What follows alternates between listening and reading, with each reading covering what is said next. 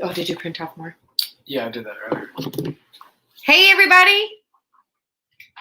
We're here. We're going to give everybody a couple minutes. Dr. Micro literally just got home, so just letting him get his bearings, and then we'll get started. He's right here. He's not actually in the whole thing.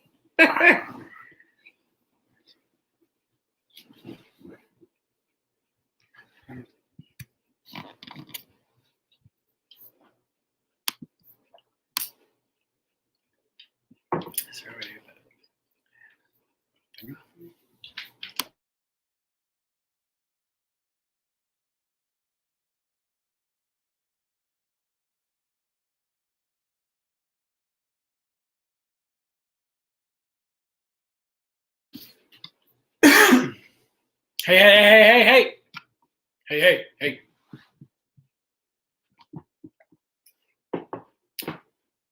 So, just give people just a couple more minutes, if not a couple more seconds to get on here.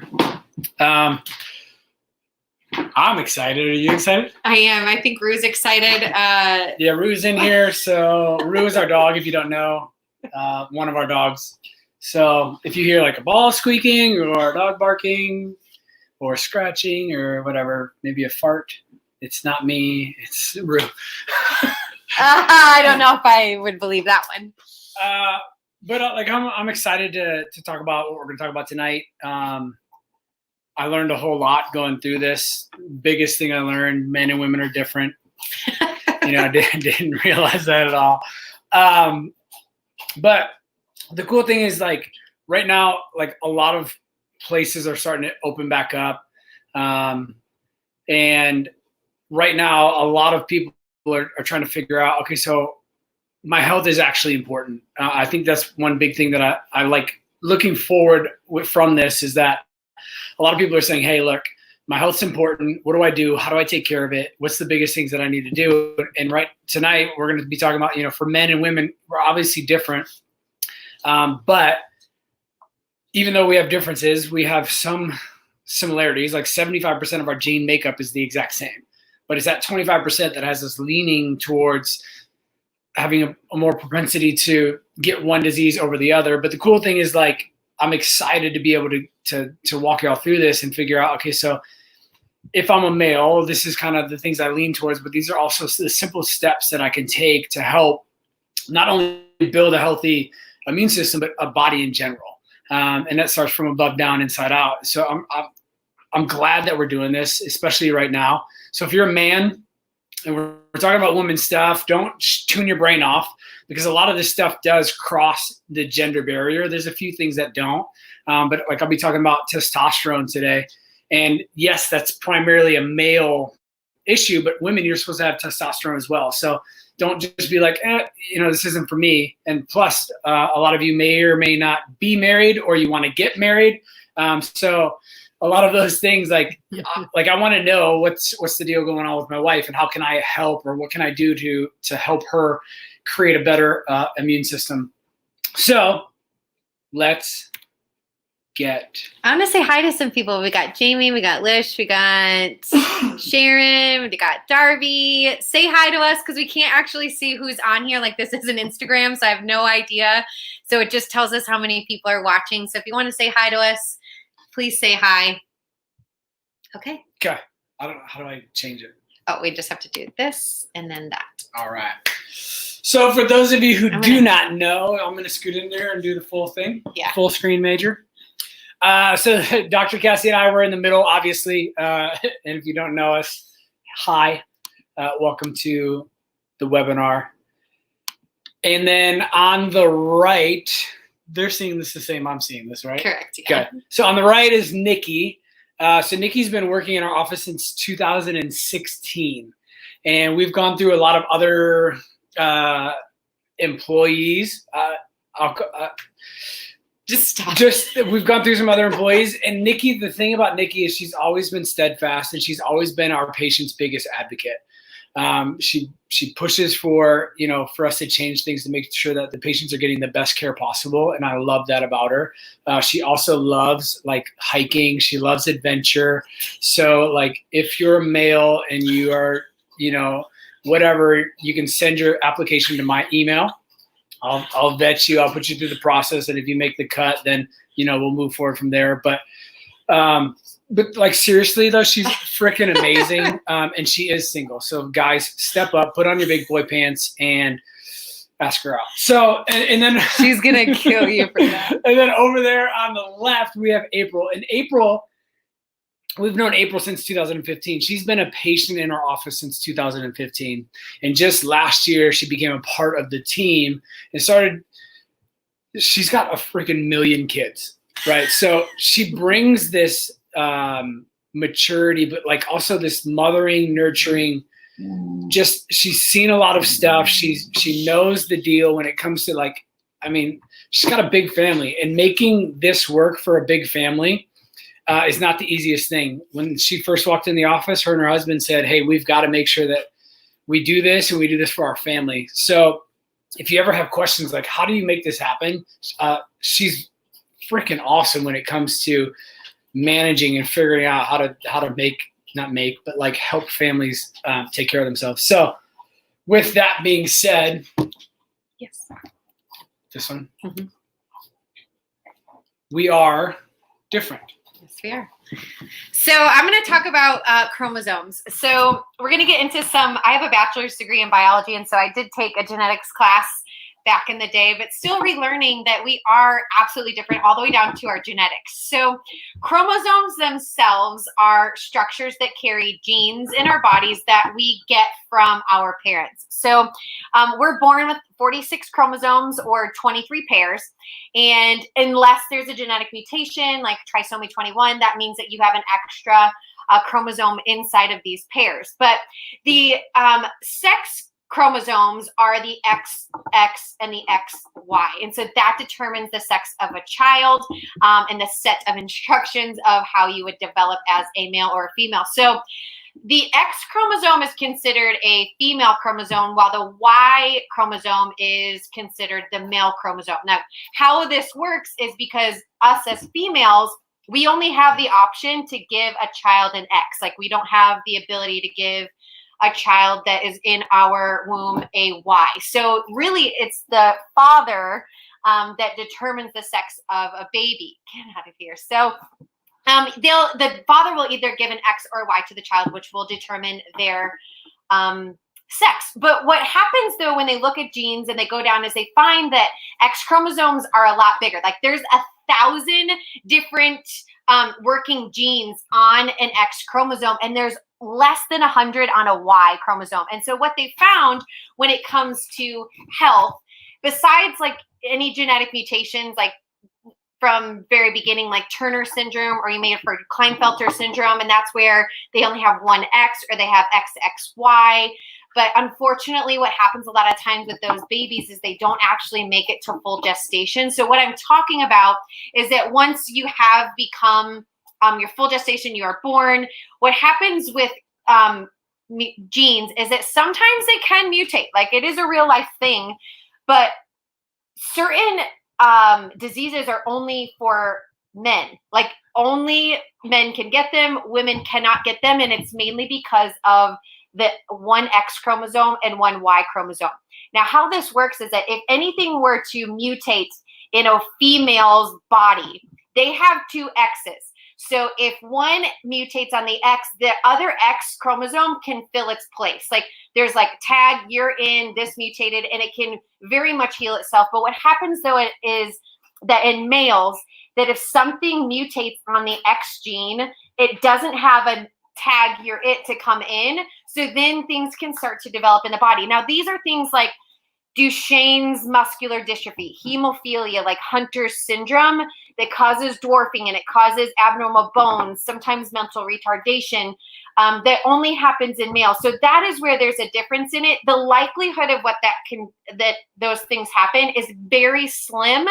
And what we've really seen through research is that it's more of our biologies between women and men that are different as opposed to our genes and our chromosomes. So that's what Dr. Michael's going to talk about. And how this is going to go for the next like 45 minutes to an hour is we're really going to go back and forth for a couple of reasons. One, like I'm going to talk about the female part. Dr. Michael's going to talk about the male part because obvious.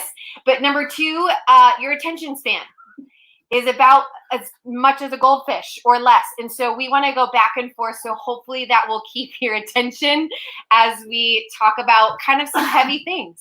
Okay.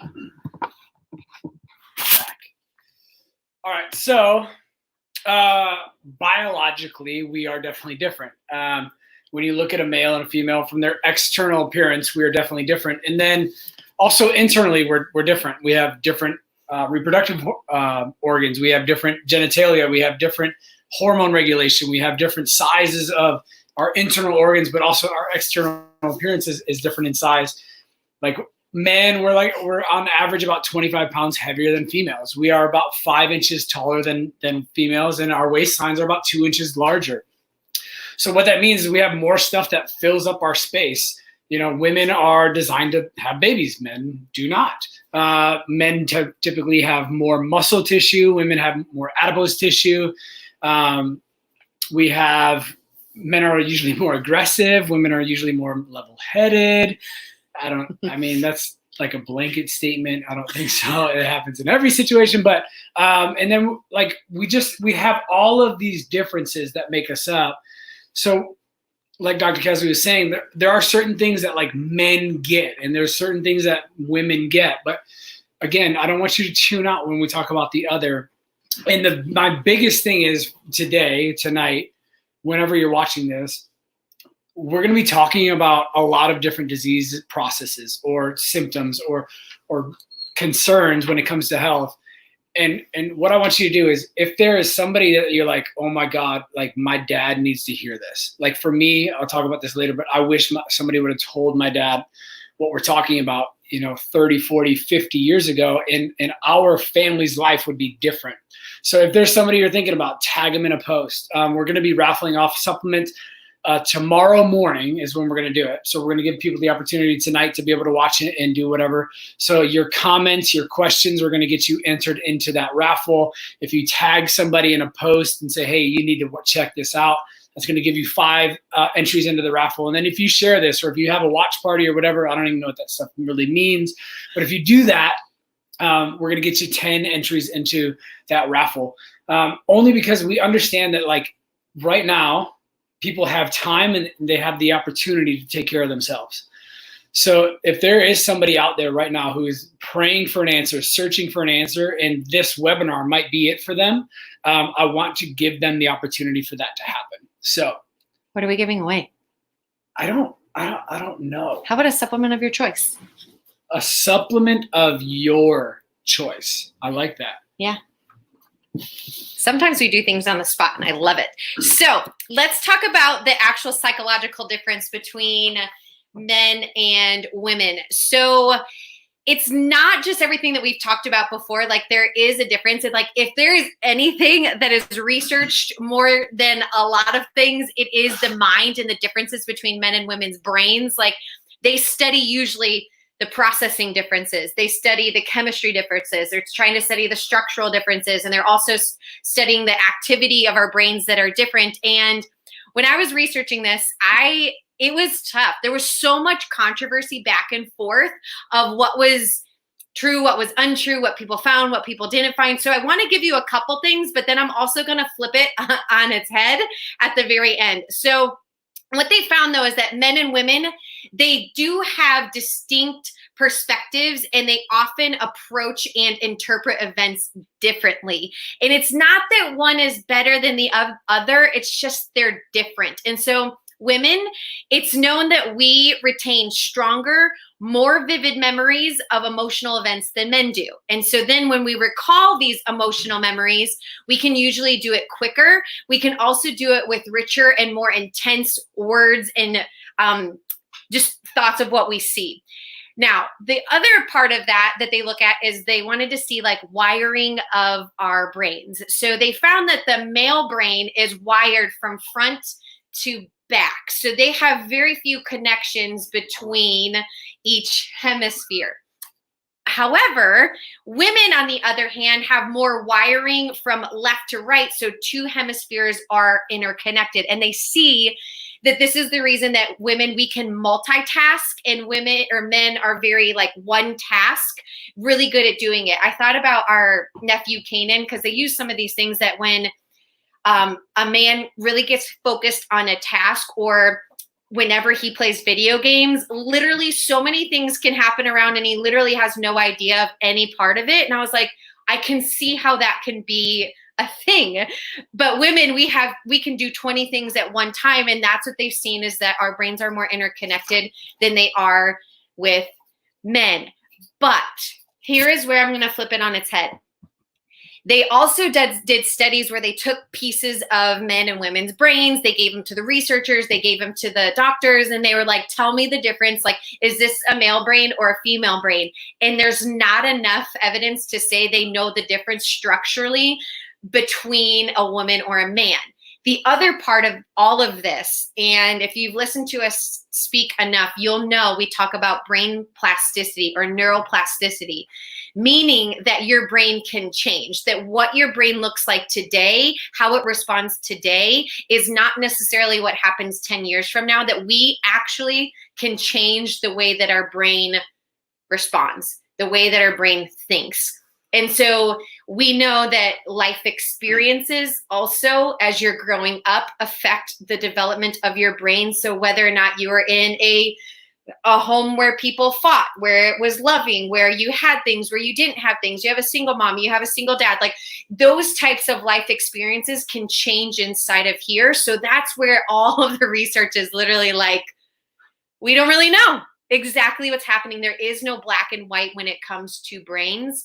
It's really different for each and every person. Hi, Robbie. Hi, Paige. Hey, Paige. All right, so let's talk about toxins. We talk about the 5 essentials in our office all the time, and removing toxins is one of the biggest ones, I think, and we metabolize toxins differently between males and females. And the easiest way that I can explain this is when we talk about alcohol. So if you've got a male and a female who go to a bar, I know right now nobody's going to bars, but I think a lot of people are probably drinking. You may be drinking right now. Totally okay. But the thing is, if you have a similar size male and female, and they're both going drink for drink, the female is going to be affected by the alcohol faster. And one of the biggest reasons is because the male's internal organs are just larger in nature. So like our liver is a little bit larger, so we can handle a bigger toxic load. Now that doesn't mean we can go out and, do crazy stuff all the time and our body's not going to be affected, because there's a point where that toxic, your bucket is basically overflowing, and those toxins are going to spill into other tissues and other organs. And that's when we start to really see the biggest damages. Rue is having a little bit of a crazy moment. So here's what we're going to get into, and this is what we're going to talk about for the rest of the time. So I'm going to talk about the female parts when it comes to osteoporosis, when it comes to menopause, when it comes to thyroid, depression, and breast cancer. Dr. Michael's going to talk about testosterone, low testosterone, high blood pressure, high cholesterol, and prostate cancer. Now, here is what is like, we could do a seminar on every single one of these just by themselves. So we're really going to hit on some highlights to it.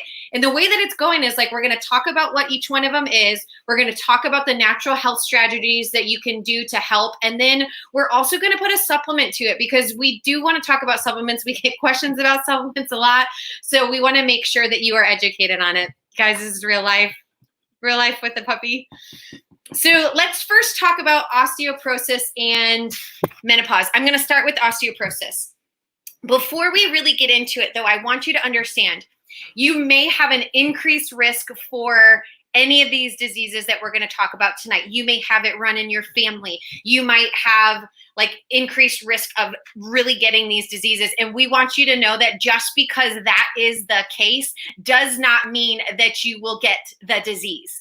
That is not how God designed our bodies. That is not a death sentence. Just because it's running in your family does not mean that you have it. Just because you have the BRCA gene does not mean that you are going to get breast cancer. And I want you to know that so that you can feel empowered with this, not the other way around. Like, you're not going to go into a doctor's office and have someone empower you for the majority of the time. They're going to say, oh, I'm sorry, there is nothing else that you can do. We do not believe that's how you were designed and created whatsoever.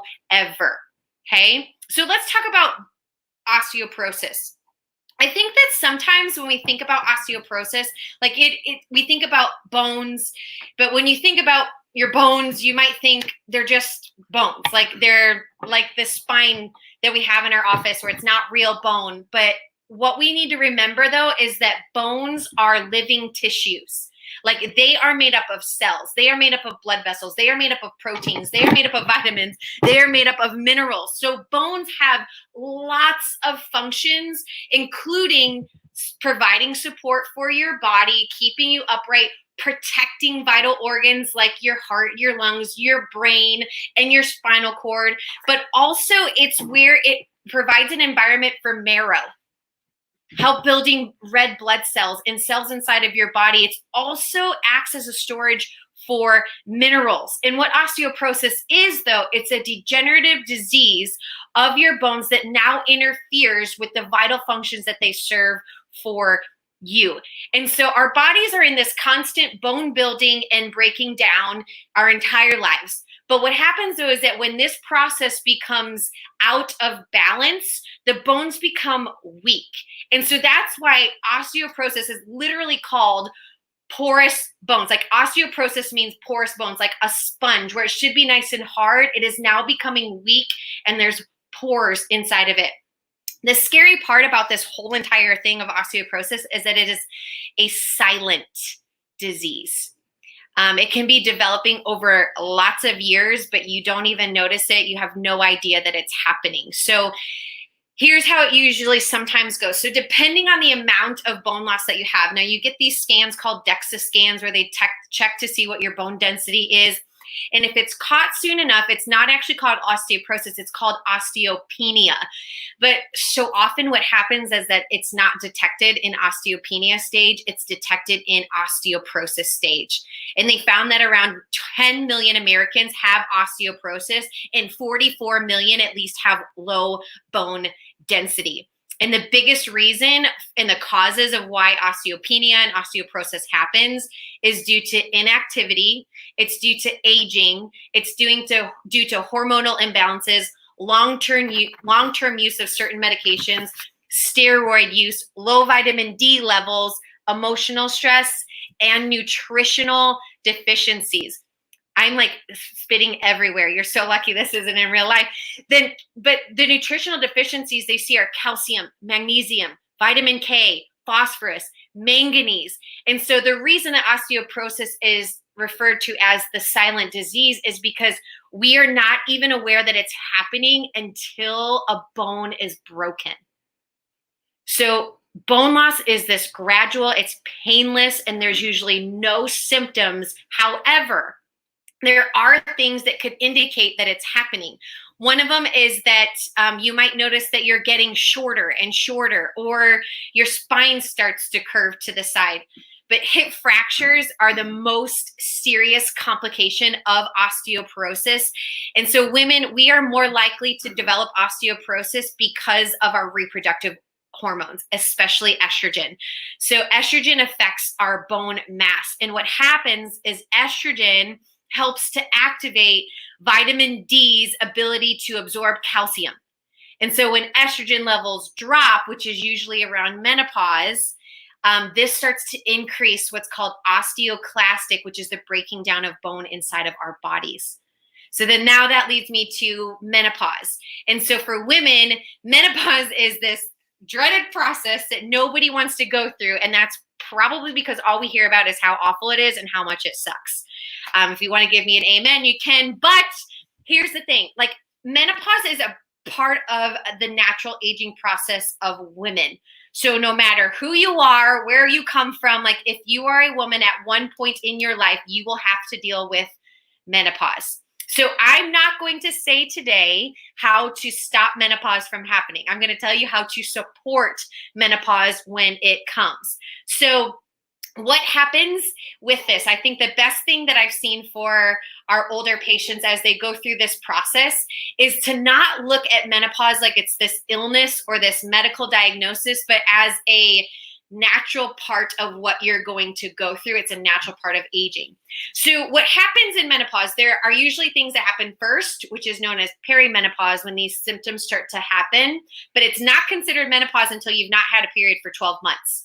So then once you get into menopause, it's about 4 to 8 years. Everybody's a little bit different. And then it goes into postmenopause when everything is over. So here's the dreaded symptoms of what can happen in menopause. Irregular periods, hot flashes, night sweats, mood swings, vaginal dryness, increased abdominal fat, weight gain, insomnia, changes in sleep, dry skin, thin hair, increased urination, smaller breasts. Like a lot of this stuff can happen. And what is happening in menopause is that it's a permanent end to your menstrual cycle and your fertility. And what's happening and why this is all going down, which a lot is happening, but the biggest things that I'm going to talk about today is that estrogen goes down and progesterone goes down. So how do we support this? Some of the best things that you can do naturally, actually, let me go back. I want to first talk about what they traditionally do, because I was like, if people were listening, where would they be at? What have they heard? What have they done? So the drug for osteoporosis is Fosamax. So I was reading stuff. This is straight from this. This isn't, do not take Fosamax because I told you need to consult your doctor by doing this. But so Fosamax can cause serious problems in the stomach or esophagus. In rare cases, this medicine may cause bone loss in the jaw or a broken leg bone called a femur fracture. So osteoporosis is bone loss, but Fosamax can actually cause an issue in bone loss is one of the side effects. And so it says, call your doctor if you have muscle spasm, numbness and tingling, new hip pain, if you have trouble swallowing, if you have problems with your stomach or your digestion. You should also not take Fosamax if you have low levels of calcium in your blood. So if they're not actually testing to see if you have low calcium in your blood, then maybe you should not take Fosamax because it can cause more issues. Another part, a dental problem. You may need a dental exam before you begin taking Fosamax. How many times is that recommended? I have no idea. And so making sure that you know these things, because if you are trying to do the opposite, you don't want a drug that's going to increase that activity. The other thing is menopause. It's hormone replacement therapy, HRT. And I'm reading it right from the drug, where you get it. While hormone replacement therapy works well to ease menopause symptoms, a study from the Women's Health Initiative found that it can make some women more likely to have certain health conditions. These include heart disease, stroke, and breast cancer. Hormone replacement therapy can raise your chances of blood clots called deep vein thrombosis or DVT. And if you use Premarin, which stands for pregnant mare's urine, which is pregnant horse urine, is where it comes from, it may increase your risk of breast, uterus, or ovary cancer. So there are other natural things that you can do. Nutrition is a big one. Because it's a loss of bone, like osteoporosis is a loss of bone, we want to make sure that you are supporting your bone strength. You're not reducing any of your bones unnecessarily. One of the ways I'm going to say as a no-no is soda. So drinking soda contains phosphoric acid, which starts to remove calcium from your bones. High caffeine also can remove that from your bones. So we want to make sure you're eating things that support it. I'm going to, at the very end, talk about, I have done multiple webinars on nutrition, and this is no different. Eating paleo, eating Whole30, eating a plant-based diet with real nutrition and real food is what you're going to want to do. We don't have time to go through all the nutrition tonight, but you can go back and go through all of those webinars, and we have another one coming up. exercise in the middle, mainly weight-bearing exercises. And that doesn't mean, most people think when they think about weight-bearing, you think lifting a whole bunch of weights. Well, weight-bearing is actually any exercise that you use your bones and your muscles for, so that support your body weight. So things like walking, running if you can, dancing, tennis, but it is very important to do these exercises 3 to 4 times a week for about 30 to 60 minutes per time. If you have osteoporosis and you're so worried about perhaps falling or breaking a hip, Tai Chi is one of the best things that you can start incorporating with, because it helps with balance. And so then you can have your overall risk for any falls or injuries go down, but still being able to strengthen your body at the same time. The last thing that I want to talk about is minimizing toxins. This is more for menopause symptoms, but we know that one can lead to the other, so it doesn't matter. But toxins inside of not just plastic bottles that you see there, but packaged foods may contain traces of these chemicals. Metal food cans, detergents, flame retardants, foods, toys, cosmetics, your body products, personal care products, they contain what are called EDCs, endocrine disrupting chemicals. And they found that one study, women associated with higher levels of these chemicals had earlier ages of developing menopause. And so these are endocrine disruptors start mimicking estrogen, and your body doesn't need more estrogen inside of your body, creating more issues and problems. Last thing is vitamin D. So vitamin D is the best thing that you can take.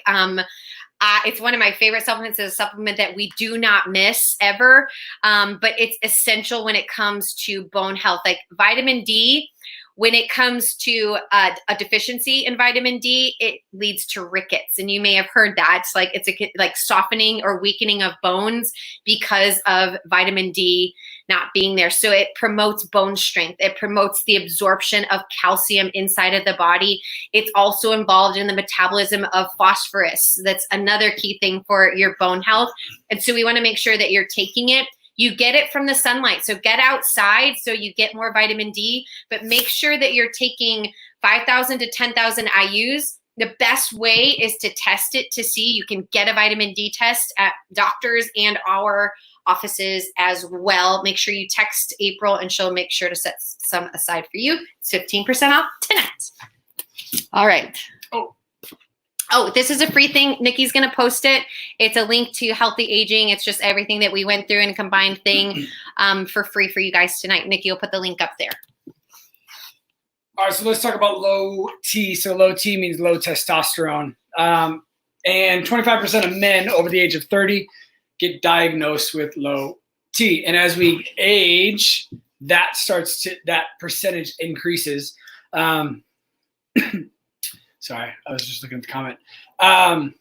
So how do we? It's funny. I was watching her talk, and when she talked about the differences between men and women, like our brains, I'm like, yeah. I just wrote down I got the bullet points that I wanted, and then she's like all the things.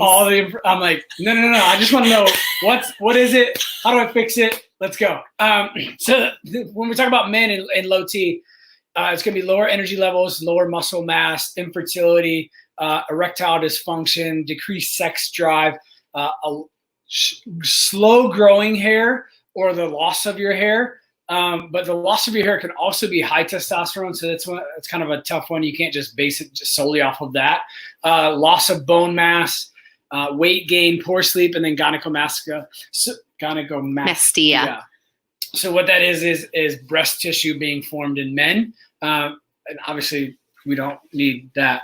So what are some of the best things that we can do? So if you're experiencing more than just one of these, especially if you're experiencing multiple of them, most likely this may be an issue for you. So you can go get your testosterone tested, or like for me, I'm like, why wait until it gets that bad before I do something about it? Let's just jump in and do the stuff that we know to do. And again, a lot of this stuff is basically part of the 5 essentials. One of them is going to be obviously exercise And when we're talking about exercise, it's not just like Dr. Cassie was talking about weight bearing exercise. When we're talking about boosting testosterone, this isn't just weight bearing. This has to be weight resistant. So this is one where we are talking about you're lifting a barbell that has plates on it or dumbbells, something more than just your body weight. And that's how we seriously can drive up testosterone naturally in males. But the problem is, when I used to work out certain body parts every single day. But the thing is, in order to boost testosterone, you have to work out your upper body and your lower body in the same workout on the same day. So for me, I would do like my back one day and my legs one day and my chest one day. And there's a research study a long time ago that they did where they only allowed men to work out their legs, and it boosted their testosterone levels, and it gained inches in their chest, their arms, their legs, and their calves. But the thing is, like, if we want to make this a long-term thing, you can't just work out your legs every other day.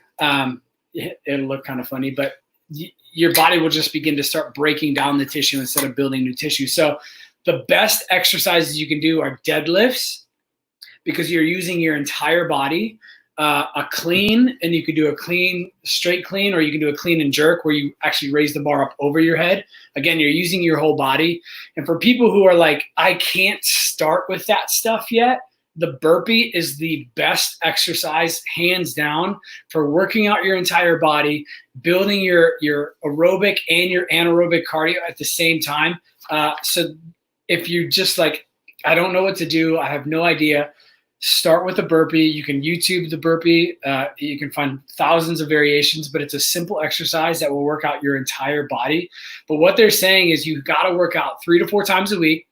And the workouts, excuse me, if we're using a weight-bearing exercise, it needs to be between 30 and 45 minutes. So we're not talking high-intensity, short-duration type of stuff. This needs to be weight-bearing, weight resistance, 30 to 45 minutes. And then the next one is when we're talking about food, a lot of men, we eat way too many carbohydrates. We're eating, the Doritos, the Cheetos, the Rice Krispie treats, the processed foods is really where it's at. So we've got to start taking out the carbs, but also adding in good, healthy fats, because testosterone is derived from cholesterol. And if you don't have cholesterol, we're going to talk about this later, in your body will not develop certain hormones in general. So we have to have cholesterol in order for our bodies to function. So eating like a low-fat, no-fat diet is the worst possible thing we can do as human beings in general, but specifically us as men, if we want to continue to boost our testosterone throughout our days. And then the cool thing is, well, not right now, but lately here in Nashville, it's been sunny, it's been bright, it's been beautiful. Right now there's no sun. So Dr. Cassie was right. Like, we've got to supplement vitamin D on days like this. But if you can get outside 45 to an hour out in the sunlight, your body will develop vitamin D through the sun hitting your skin. But if we're not doing that, we've got to supplement vitamin D. They did a research study. It was 2010. They tested men's testosterone throughout the year, and they found that in the winter months, testosterone would drastically decline, because when we're not outside in the sun at all, our vitamin D levels go down and testosterone will drop equally when we're talking about vitamin D. There's a study in 2017, 68% of men had low vitamin D levels, which led to low testosterone and increased estrogen levels. But the men, once they started supplementing to above normal levels of vitamin D went up and testosterone followed right along with it. And then I'm going to throw in a bonus here that's not on here, decreasing alcohol, if not removing it altogether. The liver is a vital organ when it comes to producing vitamin D for us men. And when we drink, it damages the liver's ability to help the body create testosterone. So if you are, I know a lot of people during this quarantine season have been drinking probably more than they have in a long time. We're removing that alcohol and just starting doing some burpees, whether it's 25, 35, 100 a day. is going to help boost your testosterone like that. So also vitamin D, just like Dr. Cassie talked about, vitamin D is vital for the production of and the maintenance of testosterone in men. So if you are on that scale, you saw or you heard the list of stuff, if you've got a handful of those, vitamin D is something that you want to start taking absolutely today. And then there's also a testosterone perspective. Nikki already put the link up there. I know I saw, is it DJ earlier? Vitamin D was your, DJ over there on YouTube. Vitamin D is his product of choice. I think that's D. DeConti. Oh, her. Sorry. I just thought about, I was like testosterone immediately in my brain. So let's go ahead and talk about the thyroid. And this one, it hits close to home. If you don't know my story, I was diagnosed with a thyroid condition called Graves' disease when I was 13 and the whole medical world wanted to put me through the ringer when it came to giving me radioactive iodine, burning my thyroid out, and then putting me on medication at 13. So this one hits home. I am not going to spend a lot of time with it. I was going through this, I really need to do a strictly thyroid webinar. So look for that in the future. But your thyroid, if you don't know, is right here in the front part of your neck. It's like a butterfly-shaped organ in the front part of your neck, right by your Adam's apple. Men and women both have it, but it's an essential part of your endocrine system, and it produces hormones that coordinate and carry out a lot of important functions that you need. Your metabolism, your energy levels are the big things that are ran and controlled from your thyroid, and your thyroid health does impact your entire body.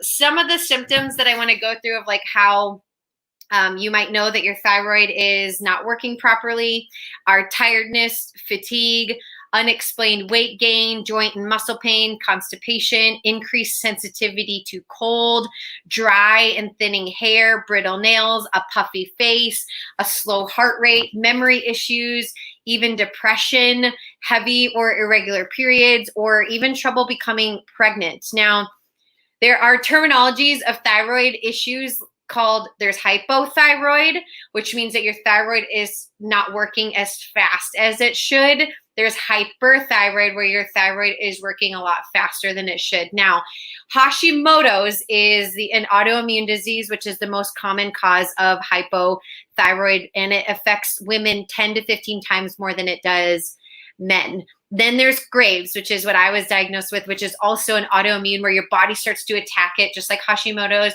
but it's the opposite, and it causes hyperthyroid. And so the reason that they wanted to do what they did is they said that my thyroid was going to burn itself out on its own. So they just wanted to do it a little bit faster.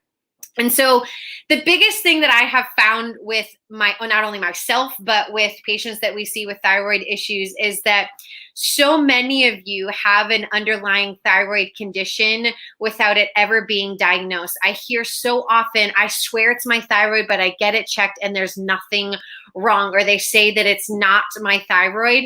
And so we're not really sure why autoimmune issues and problems happen in the thyroid. Like, why does it develop in some and not others?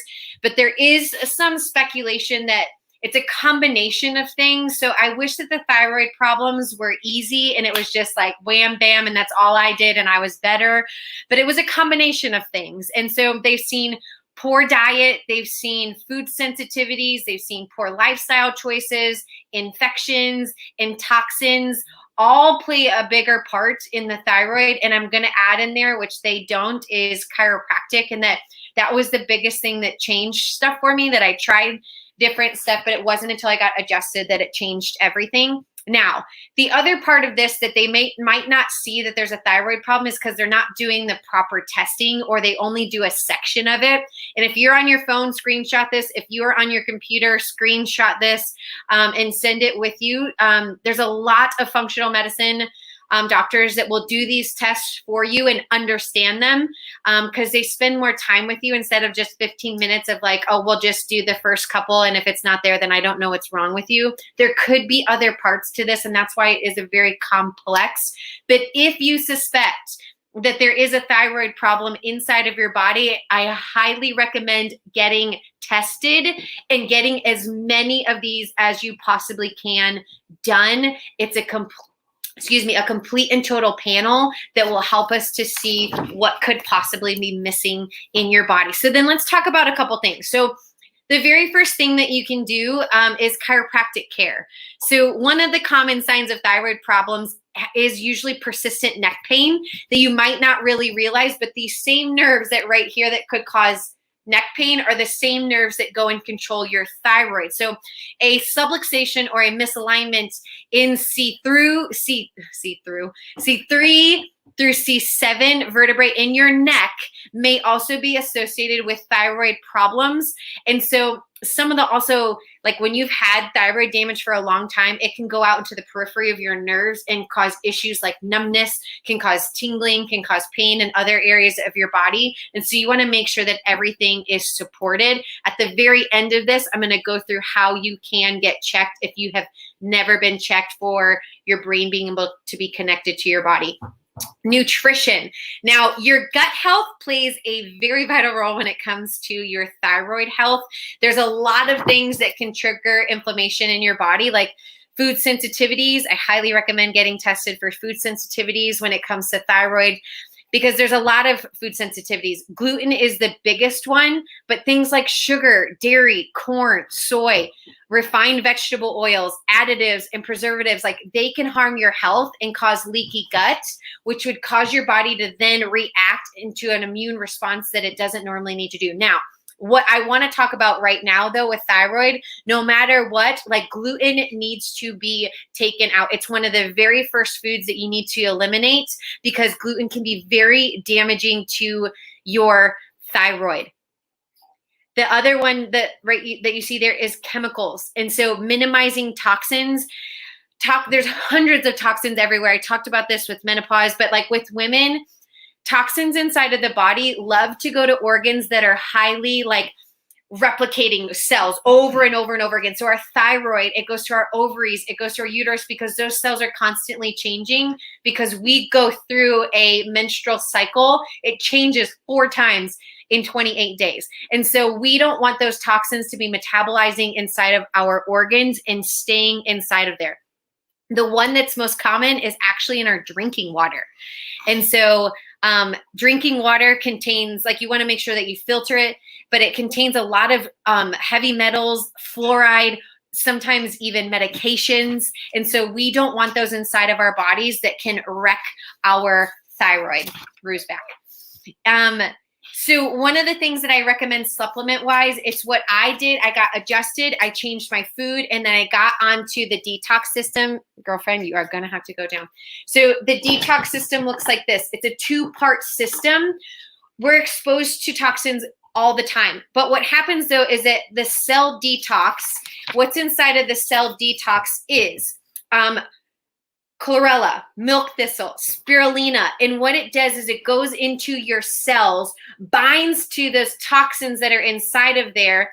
And then you have the body detox, which is the second part. And it has in it psyllium husk, flaxseed, glucomannan, and it also has glutathione in it, which your body needs, and it's developed by your liver, but it binds to those toxins. Activated charcoal is inside there. Like so many things that will help to detox your body, but do it gently. There's way too many detoxes out there that will cause you to just have diarrhea for 3 days. That is okay in some scenarios, but to get the toxins out of our body, that's going to help not only our thyroid function, but all of the organs function. We need to do it from a cellular level, and the detox system does that. I recommend it's gentle enough to do every single day. We have done that for years. We aren't currently doing it right now, but doing it 2 to 3 times a year is what I recommend. So if you haven't done a detox, get this one. This is a perspective that Nikki is going to post if she hasn't already. I can't see them all. But your low thyroid, another perspective. We just need a TV timeout. For the thyroid, you can get that for free tonight and go through some of those things as well. There we go. So high blood pressure. the thing is, this is a part of basically heart disease, and heart disease is the #1 killer in our country. We're going to talk about it later, but it's a silent killer. And the thing is, the big reason why is because there is almost zero symptoms when it comes to high blood pressure. And the only way to know is to monitor your blood pressure regularly. Like, my blood pressure is not going to be the same as somebody else who's, how old am I? 38. Yes, 38. I'm 38 years old, 185 pounds, 5'10". My blood pressure is going to be different than somebody who's the exact same size and body style as I am. So the thing is, the only way to know that is by regularly checking your blood pressure. You can do that, or you can do what we do and basically just take care of yourself so that you don't get the high blood pressure in the first place. That's the biggest thing for me is I love checking my blood pressure. Like, when I go to the store, she always yells at me. Like, if there's a store that has the thing where you put your arm in and you sit there for like a minute and it reads your blood pressure, I love doing that. The thing is, whatever it says is not going to dictate anything that I do in my life, but what it's going to let me do is just kind of see, like, where am I at that moment in time. And that's the thing, is our blood pressures are constantly changing. So you'd have to check it multiple times in the day to kind of figure out, okay, so what's your normal in the morning? What's your normal in the afternoon? What's your normal in the evening? And then you'll be able to understand, do I have high blood pressure? You can't just walk into a doctor's office every 6 months and then tell you, hey, you've got high blood pressure. First of all, walking in there alone is going to raise your blood pressure because you're anticipating them telling you, hey, something's wrong. So I would highly recommend not doing that. So how do we fix it? What are things that we can do to help not only fix it, but avoid it from the very beginning? And the first one is that you see is that's somewhat of a chiropractor doing a chiropractic an assessment. And in 2007, they published an article and they found that a specific adjustment to the very top bone of the spine, it's called C1 or your atlas, it sits right below your skull. An adjustment, a very specific adjustment to that bone will help regulate your blood pressure better than two blood pressure medications combined. And what it stated in the study, it says, what is clear is that a misalignment in the atlas vertebrae can be determined by an assessment. Consider those who have a history of hypertension and require multiple medications for treatment. Additionally, it should be considered in those who with unmanageable hypertension and a history of neck injury. And this is the big part I want a lot of you to get is it's independent of the presence of pain. Note that pain was not present in any of the patients in this random controlled study. So what they did is they had 8 weeks and they took a number of people and they adjusted just the top bone only. And then they had another group of people where they gave them 2 medications to help regulate their blood pressure. And after the 8 weeks, the control study or the chiropractic study patients, their blood pressure was at a more normal rate throughout the 8 weeks than those taking the blood pressure medication. Your body is absolutely amazing. It's powerful. Your body's doing exactly what it's supposed to do. All we do is remove the interference, turn the power back on, and your body freaking heals. That's what chiropractic is. And then we're going to go to this next one. It looks like grain, but that's supposed to be salt. So salt, there's no more Morton salt. There's no more of the little lady with the umbrella, the blue little thing. Like, that is done and gone with. And the biggest reason is because Morton salt has like 3 minerals. She's barking at a ball. This ball right here. She loves this ball. It blinks. So it has literally 3 minerals in it. And when you look at Himalayan sea salt, whether it's white or pink, there are 82 different vital minerals and nutrients inside of that salt that is necessary for your body to function and heal. So get rid of the NaCl, the garbage iodized salt, and then replace it with good, healthy, mineralized, and it's not added minerals. It's just natural. It's already in the product. When you look at the table salt, they're adding things to it, anti-caking agents. They add iodine because they believe that people have a lack of iodine in our diets, and we really don't. We get it from everything else that we eat, especially if you're eating liver, you get massive amounts. And then we're going to talk about the next one. It's prayer and meditation. They found that prayer and meditation, studies have shown the benefits that it helps not only just manage your stress, but it also reduces blood pressure. So for those of you, if you're not like a spiritual or I don't want to say religious, but a God following, Jesus Christ loving person, that doesn't mean you don't only have to read the Bible, but reading something that's going to lift you up and then meditating on whatever you read helps lower your blood pressure just as well as a medication would. And then the next one is exercise. The thing is, exercise is a part of the 5 essentials. It's what we teach. It's what we talk about. And the reason it's a part of the 5 essentials is because it's absolutely essential to your body. If you don't use it, you lose it. And if you start to lose it, you die. So we've got to start moving our bodies in a way that it's not used to. One thing is your heart is a muscle. It's no different than any other muscle within your body. It has to be put through a strenuous activity in order for it to get stronger and for it to grow. So what we've got to do is we've got to work out. Again, it's 3 to 4 times a week. And this doesn't necessarily have to be that anaerobic or bodybuilding style of workout for 30 to 45 minutes. This can be a high intensity, short duration style type of workout. And that's anywhere from 10 to 25 minutes at a minimum. So it can be longer than that, but it doesn't have to be. You can literally work out for 10 minutes a day and lower your blood pressure with just some simple body weight exercises. And then last but not least, magnesium glycinate. So there's a lot of magnesiums out there. So we need magnesium for over 300 functions within our body. And majority of the population is deficient in magnesium. So anybody basically in the world should be taking a magnesium. The problem is a lot of the products out there are magnesium oxide, and then magnesium citrate. I kind of put those together and made them baby. So the problem with those two is they're not very bioavailable.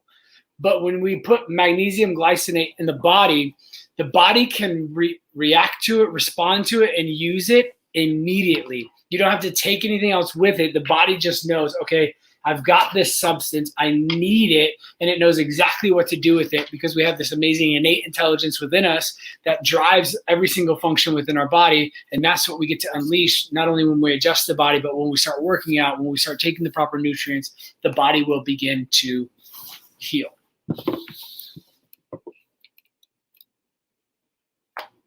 Depression. It's funny, we go back and forth and he plays it through, then I play it through, and then all the things, if you really knew what's happening on the other side of this, it's crazy. But let's talk about depression. And there's so many reasons that I've been told of why people are depressed. And it's actually right now the leading cause of disability worldwide. So this is something that is very serious that we need to have a conversation about, because 1 in 10 of us are depressed, and it includes a quarter of that are women in their 40s and 50s. He's just getting a ball. But new research has now indicated that this imbalance, because that's what it's been taught, is like that you have a chemical imbalance inside of your body. And most of the time they're saying that it is a genetic flaw.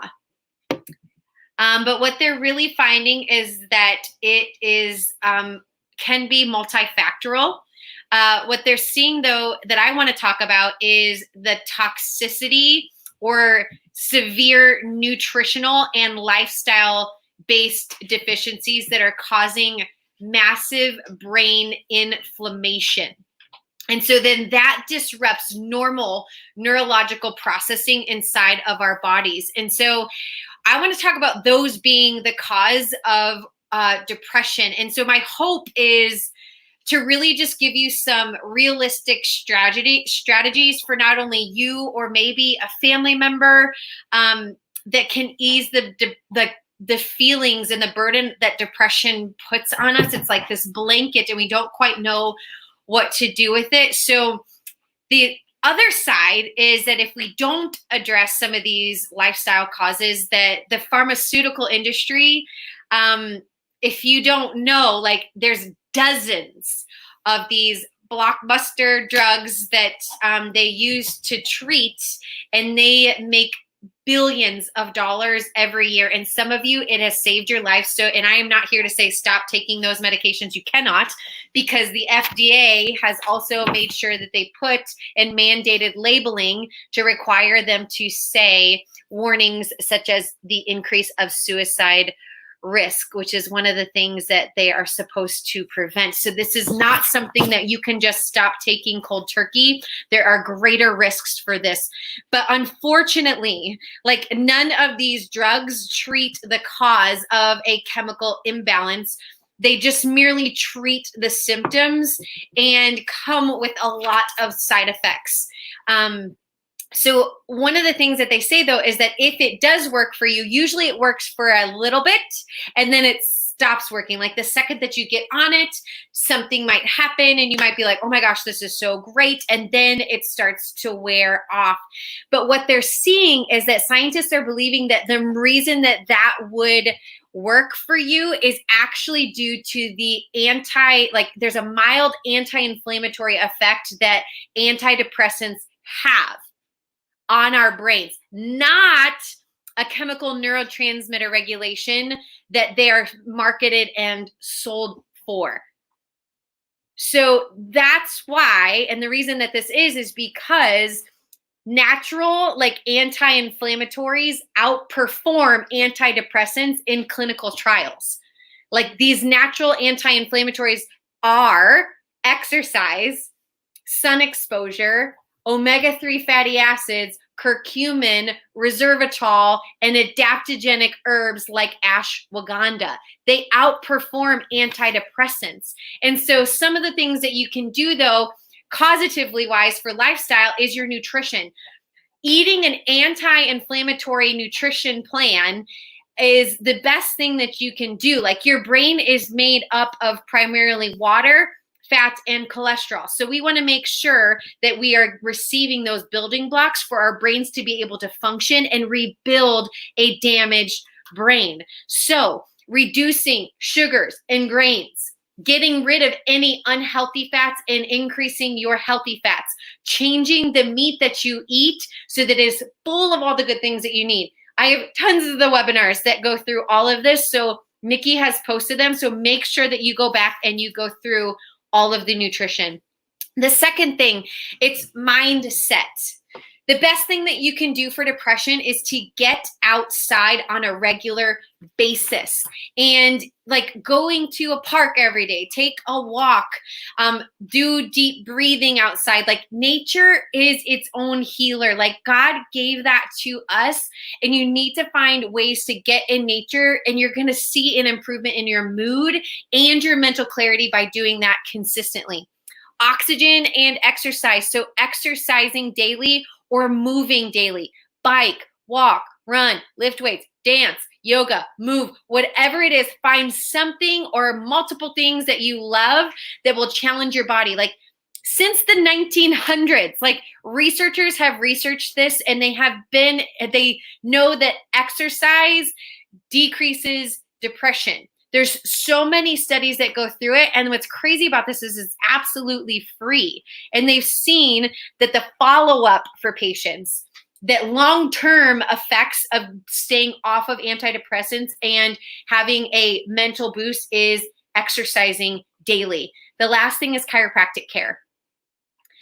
The upper cervical spine plays an important role in regulating cerebral spinal fluid, also known as CSF. It bathes, it feeds, and protects your brain and your spinal cord. So we want to make sure that your entire brain is bathed in this. It has all the nutrients that it needs inside of it. But studies have linked chiropractic care with improved physical and mental well-being. And that's because the CFS is improved, the flow is improved, neurotransmitter function, like that comes from here. We want to make sure that your body's able to get everything that it needs and adapt to stress better, to be able to think better, to think clearer. So when things happen, your body knows what to do and it doesn't malfunction because it can get every message that it needs. The best supplement that you can take for this to support your brain are fish oils, and Optimal Omega and Max Omega 3 are the ones to do. Now, Optimal Omega has all the omegas in it. It has omega 6, omega 3, omega 9. Max Omega 3s are only omega 3s, but each one of them has EPA and DHA, which help neurotransmitter production. You also want to consume a lot of fish, like you want to eat wild caught fish, but having those inside of your body are going to help support your brain tissue. Next. Cholesterol. So this one for me, like, grinds my gears. I can't tell you how many patients have come into our office and said, look, I've been told I got high cholesterol. I'm on a medication for it. The thing is, your body's doing the right thing at the right time. It always is. And it raises your cholesterol levels naturally. It's very independent of what you eat. Your cholesterol levels are going to rise if there's damage within your system. And cholesterol gets this really, really, really bad rap. But the thing is, if you don't have cholesterol, you'll die. You have to have it, first of all, to produce hormones, but also it helps clean out your arteries. It helps clean out your cardiovascular system so that your body can actually function and thrive and bring nutrients and healthy blood flow to every single area of your body. So we have to have cholesterol. So it's not, the problem isn't the cholesterol itself. The problem is the oxidation of cholesterol. When cholesterol is going through your bloodstream, and if it's there too long, it will start to oxidize. And the problem, the way that it will oxidize is having damaged fats within your bloodstream and then excess amounts of sugar. You guessed it. We're going to talk about it. So you've got to reduce the amount of sugar, eliminate all of the processed foods with all this added sugar.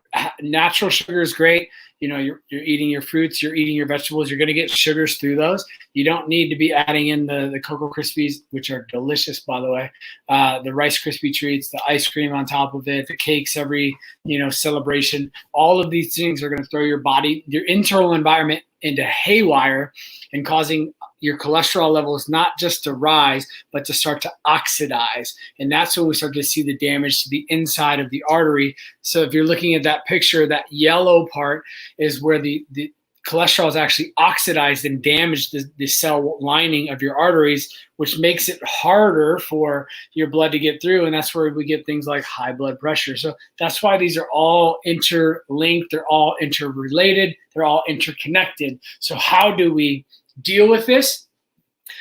We're going to hammer fats once again. Getting good, healthy fats into your system. Eating fat does not raise your cholesterol levels. I take that back. It may raise your cholesterol levels, but it's not going to increase the oxidation of cholesterol. It's actually going to drop the oxidation of cholesterol. It's going to drop your triglyceride levels. Your LDL may rise for a moment, but it'll drop back down. Your HDL is going to level off at a healthy rate. So again, it's the good, healthy meats. It's the omegas, either the omega 3s or the omega 6s. Most people are very high. They eat a lot of omega 6s. So supplementing with an omega 3 to level out that balance initially when we're first starting to change the diet is a great thing. Eating chia seeds, flax seeds, avocados, olive oil, coconut oil is it's an excellent medium chain fatty acid. The body can break it down and use it very essentially and turn it into a lot of very good healthy cells. Our cells are lined in fat, aka cholesterol. Our nervous system is made up of cholesterol. Our brains are made up of cholesterol. If we don't have cholesterol, our bodies will begin to break down and we will suffer because of it. Now, let me talk about exercise again. Exercise, again, it's amazing for the body. Increasing exercise, and this is high cholesterol is a really good, you really need to do a high intensity, short duration style of workout. So that HIIT training is excellent for reducing cholesterol levels and regulating your triglyceride levels, LDL, HDL, VLDL, all of the DLs that we have inside of our system. We've got to do it. And it decreases the body's ability to oxidize because stuff is moving so quickly, because our heart rates are so high, that the body will literally flush out the system, and it decreases high cholesterol. So vitamin C. Why? How? Like, everyone always thinks about vitamin C is like the immune boosting thing. Like, you've got the flu, so you take vitamin C. The cool thing is vitamin C is a cofactor for healthy collagen production and maintenance of your vascular smooth muscle. So that means your bloodstream, your arteries, your blood vessels need vitamin C in order for them to open and close properly, for them to be elastic and stretchy, for them to be able to harden up and tighten up, to be able to push blood through. All of that happens because we have vitamin C within our system. So if we're not getting enough vitamin C through our diet, we have to supplement with it. If we have high cholesterol, a good way to start to help bring that down, or high blood pressure, is vitamin C. I'm just going to read you this study real quick. So it reports that vitamin C supplements can reduce LDL, lower triglycerides, which raise your risk for heart disease. Vitamin C can also help protect you from the oxidation of LDL cholesterol, which is the bad cholesterol, which prevents the buildup of cholesterol in your bloodstream. I never knew this before. This was new to me. So I'm like, all right, vitamin C, I'm on it. I love this stuff. It's so good. Hang tight with us, guys. So let's talk about breast cancer. This is my grandma died of breast cancer. And Dr. Michael's. Never met. I was one. Dr. Michael never met his. And so I'm not going to get into depth here. I'm not an oncologist. I am not an expert in breast cancer, but I will give you what I do know and go from there. So breast tissue itself is very highly estrogenic. So it has tons of estrogen inside of it. It's a major growth phase hormone, like in the body. Your risk factors for breast cancer comes down to your genetic profile. It comes down to the levels of your immune system modifiers, such as glutathione and vitamin D, as well as hormone ratios. And so you may not know this, but there are several types of breast cancer. Breast cancer is not just straight breast cancer. It needs to be properly diagnosed, the type of cancer, as well as the origination, as well as the subtype. So there's two main categories that it's first assessed in. So one of them, it's non-invasive or in situ breast cancer, which means that the cancer is specific to the breast and it has not spread to any of the surrounding tissues, no lobes, no glands, no tubes, no ducts, none of that. But there's also invasive breast cancer. So that's where cancer starts to metastasize or spread to other parts of the body through the bloodstream or through lymph nodes. And then after that, once those two main categories, like, it's dependent on any subtypes of what it is, because knowing those things will help understand where it could be coming from. What I want to switch to now has to do with the BRCA or BRCA1 gene or the BRCA2 gene. So this is an inherited gene mutation that is linked to an increased risk of breast cancer. And so what those two genes are, they're both tumor suppressor genes, which means that they should function in order to prevent breast cancer. But what happens, though, is that it can mutate. And that's where the problem comes in. And what happens, though, is that it's only having that gene is roughly 5% of all breast cancer and ovarian cancers are due to the mutation of that gene. So 5%.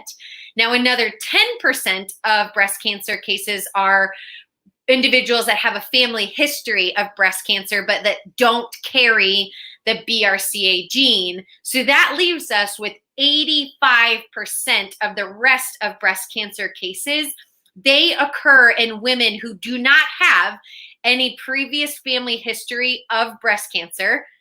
They found that these, I can see your hand up in the shadow. Have you taken a picture?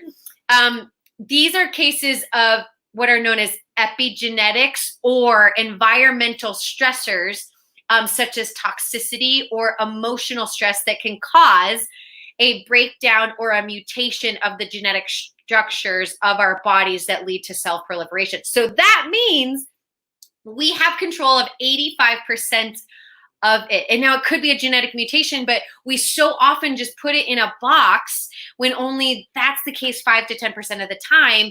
And I would want to know, if I was ever diagnosed with this, is like, was it from 5%? Was it from 10%? Because if it was from them, that would be a different story. But if it's from 85%, then I would know that I would have something I could do about it. I want to talk about vitamin D when it comes to this, because that is one of the, like, your immune system regulation of vitamin D. And so vitamin D has been known to regulate the epigenetic expression of thousands of genes. And so what it does is it helps to downregulate inflammation in the body, especially at a tissue level, cell level, and the genetic level.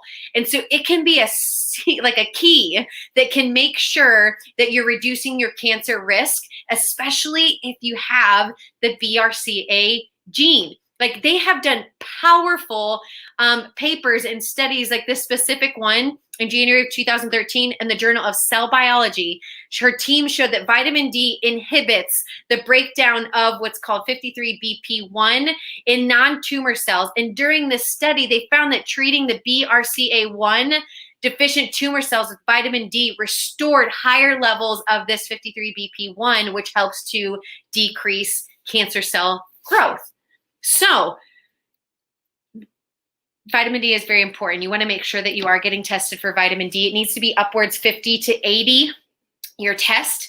But so how do we detect breast cancer? So there's really two ways. Like, when you look at the recommendations on breast cancer sites, Susan G. Komen, when you look at what that is, the new recommendations, they're not really quite new, but if you're at an average risk, they recommend that you most women should receive yearly mammograms starting at the age of 45. Now, if you go to another website, they say it should be at 40. Women should speak to their medical provider if they choose to begin screening at 40. Women should have mammograms every other year starting at age 55. And so long as a woman is in good health, she should receive regular screenings. Both breast exams by a doctor and self-exams are not recommended. So this is like literally, it says right there on the recommendations, like those with average risks, like they would rather you get a mammogram than even doing self and doctor exams. So unfortunately, I'm going to talk about the risks of the dangers of mammograms. And you may not have known this, and you may think, I'm just going to turn it off now. But when we look at this slide right here, there's mammograms, and then there's things called thermography. So with mammograms, the radiation exposure, like you are exposed to ionizing radiation to produce an image of your entire breast. So cancer is promoted like from having too much radiation inside of your body. And so smashing your breast down and radiating it over and over and over again can increase your risk of developing breast cancer. There's also a lot of false positives that happen with mammograms. And so doctors in both medical and like natural health communities, like we are very skeptical about the percentage of false positives. False positives leads to further like unnecessary testing, invasive, dangerous testing that results in no presence of tumors in 70 to 80% of cases. Crazy.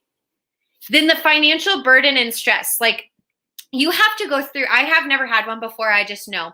There's a considerable amount of pain and stress involved in mammograms, like the screening and the treatment cost itself, let alone wondering if you have it, don't have it, all of that. Like, it is a hard thing. So there's testing called thermography. And so thermography testing is one of the new diagnostic tools, and it's designed to detect any physiological abnormalities present in your body, not just in your breast tissue. Like, you can do a breast thermography, you can do entire body thermography, but it's a digital map that produces like different heat patterns inside of your body to see if there's any inflammation pathways that are associated with infection or cancer. And what they found is that this type of screening can be used well before the presence of a large mass, which is the only thing that a mammogram can detect. So 2 years, 256 cells, thermography can see it there. But it has to wait 5 more years and grow in order for a mammogram to perhaps see it. Now, we recommend Nashville Thermography to get this done. Absolutely go there. She doesn't diagnose that you have breast cancer. She can't tell you those things, but she can watch the pathways, go through it with you, and then you go through it with your medical doctor to see if there's any further testing that needs to be done. And you do this, it's super non-invasive, and you can watch and monitor, and it costs way less money. Breast cancer, some of the natural strategies that you can do. If you have breast cancer, these are great things. This is more of a prevention, not how to treat breast cancer naturally. That is not what this is at all. I recommend a book called Heal Breast Cancer Naturally. It's by Dr. Veronique Desaulniers. She's French, she's Canadian. But she's a chiropractor, and she healed breast cancer twice naturally. And so she has a book called Heal Breast Cancer Naturally that you can get right off of Amazon. So, but chiropractically, you want to make sure that like chiropractic care is going to remove any issues or problems that could keep lymphatic flow.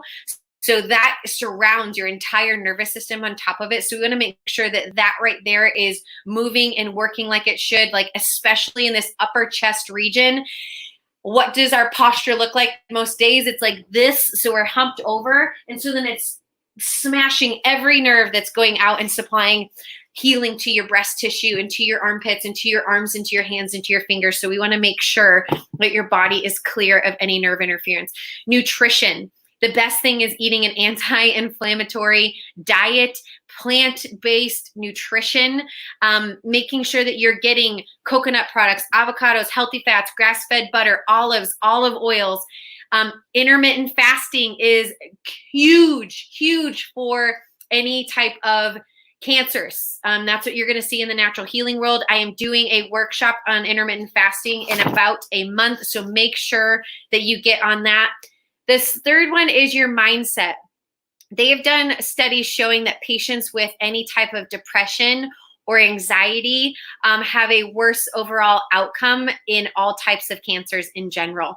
And so your brain and your mindset of how you think about things will come about. What you think about does come about. So having a positive mindset, being optimistic can improve your cancer outcomes. And the last one is exercise. So any type of sedentary lifestyle, it's detrimental to estrogen balance. It promotes overall like estrogen dominance. And so making sure that throughout the day you're moving, you're keeping inflammation down in your body by getting everything working like it is supposed to.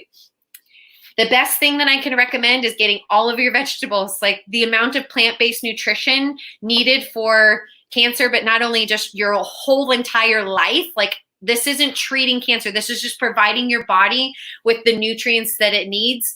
But you get 15 to 18 servings of vegetables inside of here. It doesn't disregard your ability to eat all the vegetables, but this is an extra so that your body has all the nutrients that it needs. They come from an organic, all organic vegetables and fruits inside of one scoop. We're coming in at the end. Hang tight. Hang. Sorry, bro. All right, so we're going to talk about prostate cancer. So the prostate is the organ inside of men that it's the one that creates semen, and semen's the fluid that carries sperm. It gives nutrients to sperm. So some men, especially older ones, are like, why does it matter if my prostate's functioning or not? Because prostate cancer is the number 1 killer in men, and if your prostate's not functioning properly, literally it will kill you. So the way that we can kind of determine whether or not we've got an issue with the prostate is basically anything to do with your penis. Yep, just said penis. So we're talking about getting an erection. We're talking about going to the bathroom. We're talking about maintaining during intercourse, the ability to orgasm properly. Even like part of your libido is controlled with your prostate.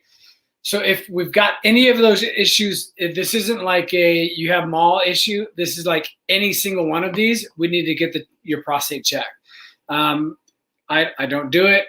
You need somebody else to do that. But my thing is, why wait until we have the issue? Let's start to attack it now, before we start to lose, for us men, one of our most vital appendages that we have. So taking care of this not only, creates a good, happy, healthy you, but also a good, happy, healthy wife. So we're talking about the ways to take care of it. Natural health strategies. Number 1 would be chiropractic.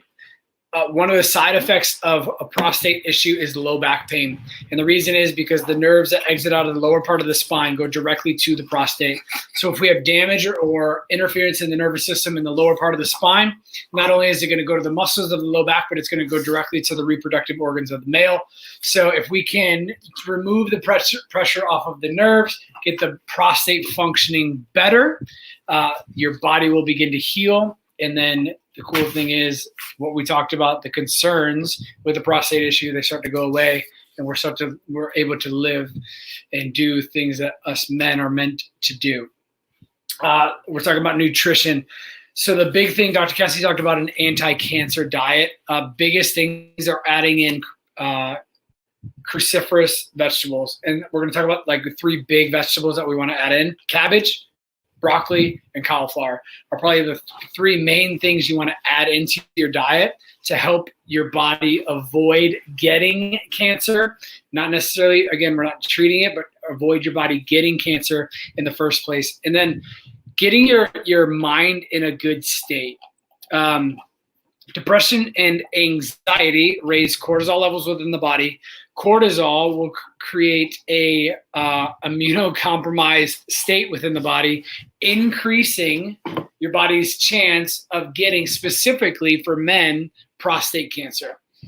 They've done a lot of research about like unforgiveness, resentment, and anger.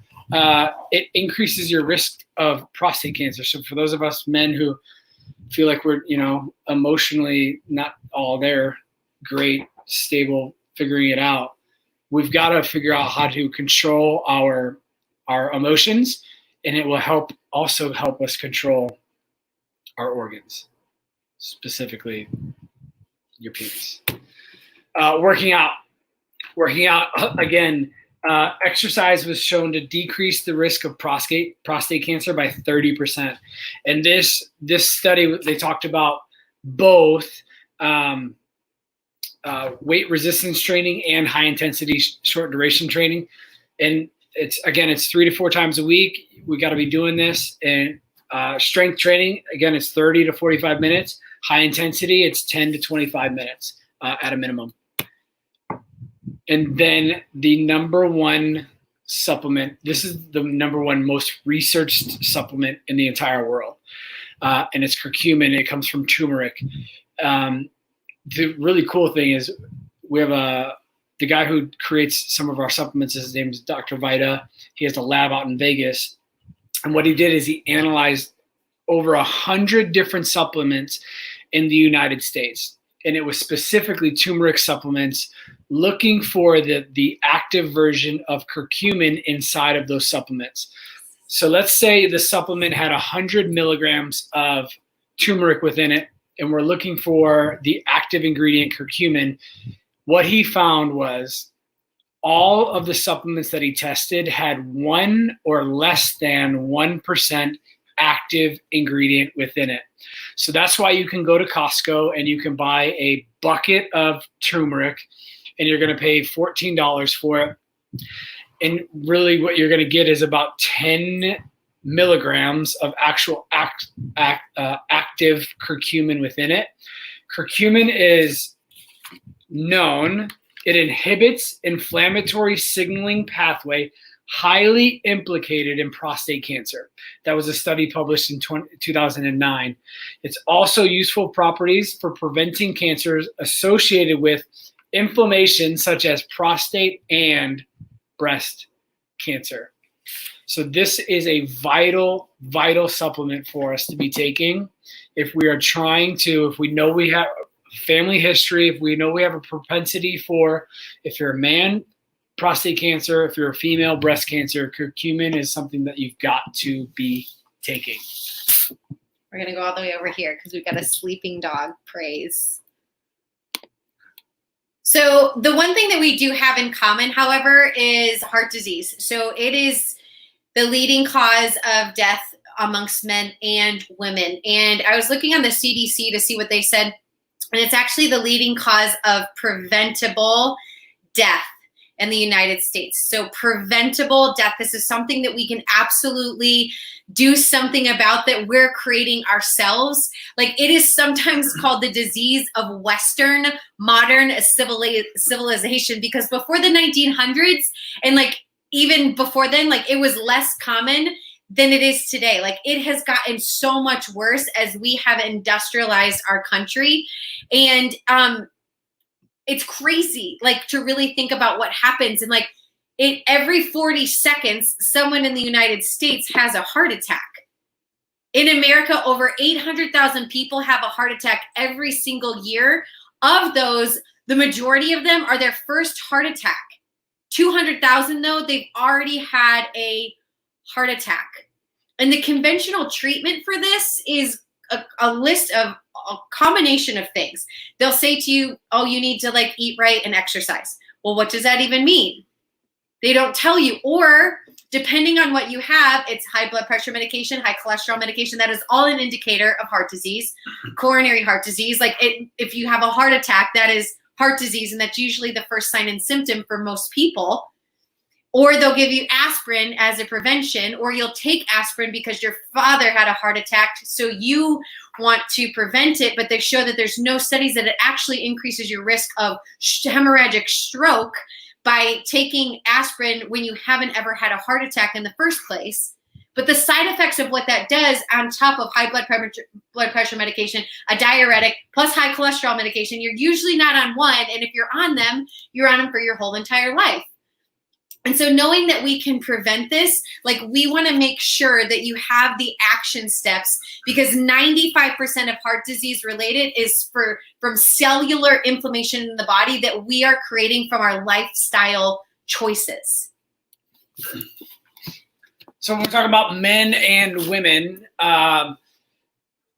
So men are more at risk when we are younger. So the reason for that is because estrogen has a protective mechanism for our heart.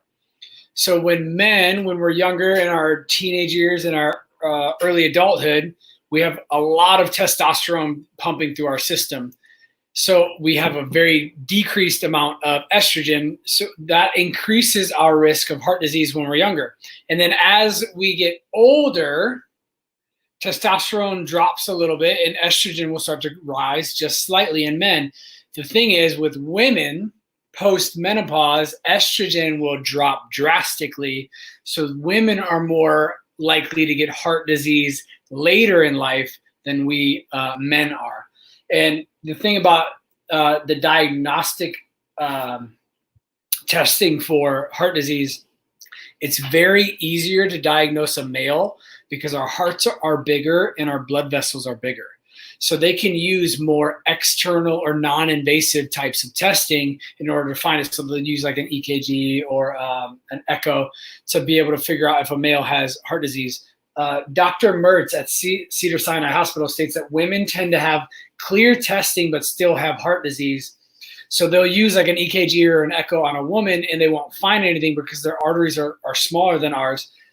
But then what they'll do is they'll use an angiogram, a pericardial tap where they go in with this big freaking thick needle into your heart and take a chunk of your heart out, or they'll do a biopsy itself. They'll cut you open and check your heart. So for women, the testing alone is a lot more detrimental to the body. It's a lot more invasive. It's a lot more destructive. And the treatment can be harder for women because, again, blood vessels are smaller. So like stents and things like that they try to use to clear out heart disease is a lot more damaging to a female body than it is a male. So how? And for women, we are more likely to have heart issues when we're older because once we hit menopause, that our estrogen drops. So then what has protected us? Did you say that? Oh, my bad. Maybe I wasn't halfway paying attention. I thought you just talked about the men. All right. So stay to the end. We're almost there. We're getting there. So chiropractic, we talked about high blood pressure and how an adjustment is more effective than 2 blood pressure medications. And for me, this one really, really hits home. My dad was always told when he was younger that he was healthy and that he just, needed to continue to eat right and exercise, like Dr. Cassie said. And what does that even mean? Well, my dad goes into work one morning and he has a heart attack. And earlier I talked about how, that adjustment had nothing to do with whether there was pain or not. See, my dad had no pain. Years before, months before, weeks before, moments before my dad had his heart attack, he felt absolutely nothing. But the problem is when he was younger, he used to race motorcycles up the sides of mountains. And he fell off and he broke his collarbone and his spine, his upper thoracic spine, this part of the spine right here, shifted to the right slightly. And the nerves that exit out of the top part of the spine are the ones that go to his heart. So that damage was there for 30, 40 years. And then not 40, but 30 years, because he was about 42 when he had his heart attack. 30 years of damage, choking off the life, function, and health to his heart. The heart begins to break down. When a heart begins to break down, it'll have a myocardial infarction, which means heart cell death. So my dad's heart literally died inside of his chest. They brought him back to life, and then they put him on drugs, and they told him, Gary, you're going to be on these for the rest of your life. The cool thing is my dad starts getting adjusted, starts applying the 5 essentials that we teach in our office. The man's on no medications. The damage that the medications did to his body, it's been done. But the cool thing is his body is not getting any worse. It's slightly getting better. But the thing is, I want to make sure that your dads, that if you are a dad, that you never have to go through this process, that your kid never has to walk in the door and see you laying on that table or on that bed like, is my dad going to even make it to see tomorrow? Like, that doesn't have to be the case because, like Dr. Cassie was talking, this is the most avoidable disease process in the entire world. Mm-hmm. So let's talk about nutrition. When we talk about nutrition, again, it's getting rid of sugar. Sugar causes inflammation. Inflammation causes damage to the arteries. Damage to the arteries causes oxidation of cholesterol. Cholesterol will cause plaquing within the arteries. Plaquing within the arteries will cause high blood pressure. High blood pressure will cause the heart to start to wear out and start to decrease function. Decreased function, again, leads to death. That death leads to a heart attack. Heart attack leads to drugs and medications. Drugs and medications lead to death. We've got to get off of these medications. But the thing is, we got to get off of the sugar in order for that to happen. And then getting good, healthy fats in the system. We've hammered, I think, fats enough. Dr. Cassie has webinars on that. That's all we need to talk about. And then exercise. Exercise lowers heart disease. It strengthens the heart. It decreases blood pressure. And then once again, exercise is just something that we have to do. Right now, everybody's got time. You have 10 to 25 minutes to knock out a workout in your backyard, in your driveway, in your living room. It doesn't really matter as long as we're getting the heart rate up, getting that high intensity, short duration style workout. And this last one is pretty cool. So Harvard Health did a study, and it said people with a family history of heart disease who also had a positive outlook were a third less likely to have a heart attack than other cardiovascular events than those who had a negative outlook on life. And this was from 5 to 25 years after they found out that their family had a heart attack. So family member has a heart attack, you find out, okay, so now I have this propensity or this likelihood of having a heart attack. 5 to 25 years after that, these people have no heart disease, no issues, 1/3 of them, just because they believe that, first of all, their bodies are amazing, their bodies are healing, that God is in control, that it doesn't really matter what we do, but we do have to do the right things in order to create a healthy, thriving, functioning, healing, self-regulating, self-healing, complete system. And that's what we teach with the 5 essentials. It's all about creating health, building life, and thriving to the end. Love it. So we got to nourish our bodies for health. It's very clear in every aspect, not just with our food, but make sure that you go back and you listen to the webinars. You can find them really easy on YouTube. Nikki has posted them in the comments. Go watch the paleo webinar. Go watch the Whole30 webinar. I'm going to be doing even more keto. We're going to talk about plant-based nutrition. We're going to create more webinars so that you have access to that. But those are the 2 that I want you to start off with. And I know we talked about a lot of supplements today. In the blue circles was the price, but we're giving 15% off of every supplement that we talked about. But I can't express how easy it is to just do the daily essential packets. I have them right here. I'm taking the prenatal, so I don't have that one on this one. But this one here, this Dr. Michael's, it's a men's essential pack. So you don't have to buy each one of these things like individually and then try and put them in a thing. Like, you can have a packet that has your daily essential vitamins in it. You can get the greens powder, have that, and you have the vitamins that you need for the entire day. So make sure that you text April so that you can place your product order tonight and get your products at 15% off that we talked about, 10% off of the rest of the products. If there's one like the B complex that you ran out of and you just want that, you'll get it at 10% off. April will tell you. But that does exclude the coconut oil. It excludes beef. It excludes eggs. It also excludes essential oils, because I do give those to you guys all at price. So there is no discount on those. So then for the cardiovascular performance, we have one last thing. Nikki put it on there that you can grab this for free as well. So your action steps going forward. Number 1, if you have never had your spine and your nervous system checked, I'm going to show you exactly how you can do that. So Nikki's going to post on here how you can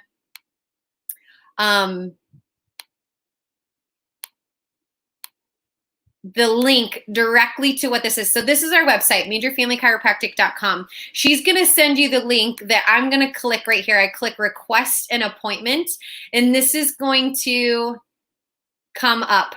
This is the link that she's going to send to you. And you can do a couple different things. You can fill this all out electronically. April will get an email. She will reach out to you, most likely via your phone. She can text you. She can email you. You can put which one works the best for you right here if you'd like. Then you'll press submit. Other ways that you can do is you can call the office, you can text the office, you can also email the office to request an appointment so that you can come in and get your spine and your nervous system checked. What does that even look like? So to check your spine and your nervous system, we're going to first do a consultation. You're going to meet with Dr. Michael first. You're going to go through your paperwork. I'm going to send that to you prior to your appointment. Then we're going to start the exam. We're going to check to see your posture. What does it look like? Is your head coming forward? Are you shifting weight from one side to the other? Then we're going to do range of motion. Like, you should be able to go through all ranges of motions, but if you get stuck, that tells us that there's something wrong inside of your body that needs to be checked out. From there, we're going to do what are called bilateral weight scales. You're going to stand on 2 scales to see if your body is balanced or if you're off. We don't want to see any greater than 3 pounds, because then we know your body is not in balance. And then ultimately from there, to see what your spine looks like, we want to take x-rays. And that's going to help us determine exactly the part of your spine that's not in the right position and how and if we can help you. And if we can help you, we'll let you know. If we can't help you, we will let you know that too. But the total cost of all of that, if you just came into our office without listening to this or getting referred in, it costs $100 more if we need to take more x-rays. But what we've done, since we're a family practice, we love giving to our community. We love helping friends. We love helping family. We discount it down to just $40 for your initial consultation exam and including any necessary x-rays that you need. From there, we'll schedule a next appointment so that we can see how your body does. So we do your first adjustment. We let you know what's happening there. From that, then we do another appointment. So there's a 3-step process in our office. And then on that last appointment, we'll sit down, we'll go through all of your x-rays, we'll go through your re-x-rays, we'll go through your plan, like what is this gonna take, and then how much is this going to cost. But your first step is to do that initial consultation in the office, see what's happening, going on, and we will see if we can help you from there. That is what I believe is action step number 1. Action step number 2. Making sure, let me go back to this, making sure that your nutrition is in order. Like, are you eating the proper things? Have you watched a webinar? Have you sat down with me and done a nutrition consultation? And then making sure that your supplements are in order. You cannot exercise your way out of a bad diet. So I want to make sure that you're eating properly. Then let's talk about working out. Are you working out? Do you have a plan? If you do not, guess what? We can help you. Nikki is certified in exercise science. So like, you might even have a degree in I think you have a degree in exercise science. You're not certified. You're way more than that. You have a degree in exercise. She has a degree in exercise science, so she can sit down and do a free fitness consultation with you and see what you can do to start moving. But the biggest thing is your mindset. You have to get inside of here right. You have to be empowered. You have to know that your body can heal. That is first and foremost of all of it. And then everything else follows. Our next upcoming events that we have, the intermittent fasting webinar. This is our next event. So it's not for another month. So make sure that you mark it on your calendars. Nikki just put a link right there that you can go to Eventbrite and you can sign up to make sure that you get the reminder text and the links directly to that webinar to watch. And then June, it's a little bit early, but I want you to start thinking about it. It is Scoliosis Awareness Month. And so scoliosis, instead of your spine being straight, it's curved to the side. It's a big reason why I do what I do. That is June 1st to June 30th. So what happens on this month is that the $40 for all initial consultations and exams are donated to the Wild Indigo program. So this is where we give 100% of that to our community. The Wild Indigo program is a prison program that Nikki and I volunteer with. We love them. They do a holistic approach to helping women that are incarcerated right over off of Harding. And so we are part of that and we want to give and support them. And then lastly, you can connect with us in other ways on Instagram, and our podcast is back. A lot of you have listened because we can see the logistics of it. So we want to say thank you for supporting that. But download and subscribe to the Health Majors. If you love it, please leave us a review. It does help us tremendously. So that is how you can stay connected with us. Dr. Michael is taking care of all of our dogs.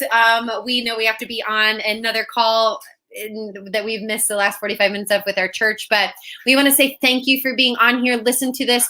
Know that if you share this, if you comment on it in the next till tomorrow morning, we'll put your name into a raffle to win a supplement of your choice. You get to choose any of the supplements that we have. We just want to say thank you for supporting us and through this time and sharing it with your friends and family and helping others. So we love you all. Thank you for watching, and we will see you very soon.